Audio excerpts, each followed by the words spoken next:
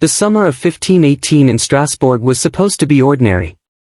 Warm streets, bustling markets, children laughing, but then something utterly inexplicable happened. It started with a single woman. Frau Troffea stepped into the street and she began to dance. At first, people thought it was harmless, maybe a bit eccentric, but she didn't stop. Hours turned into days. Her feet blistered, sweat poured from her brow, and yet she moved as if possessed. And she wasn't alone for long. Within a week, dozens joined her. By the end of the month, the streets were filled with hundreds of men and women dancing uncontrollably.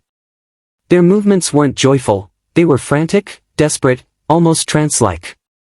Some collapsed from sheer exhaustion. Some reportedly danced themselves to death. And no one could explain why. Historians today still call it the dancing plague of 1518, one of Europe's most bizarre and deadly epidemics. So, what could possibly drive entire communities into a frenzied, fatal dance? Theories abound.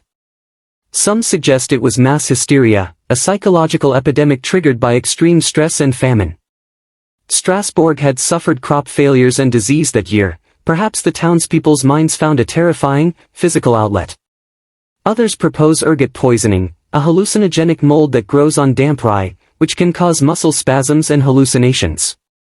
Imagine eating bread that literally makes your body shake uncontrollably, and then everyone else around you starts moving the same way.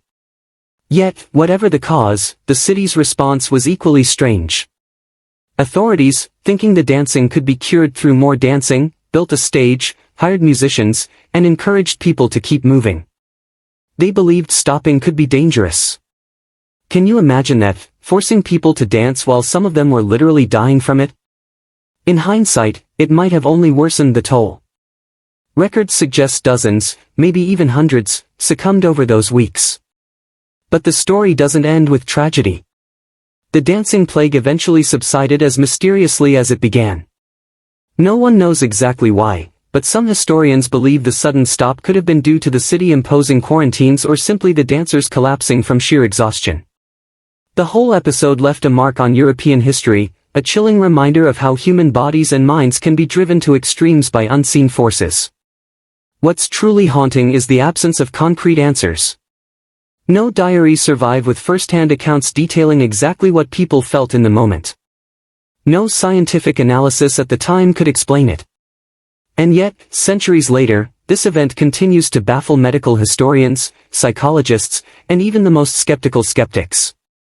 Could it have been purely psychological, or was there some chemical trigger lost to time?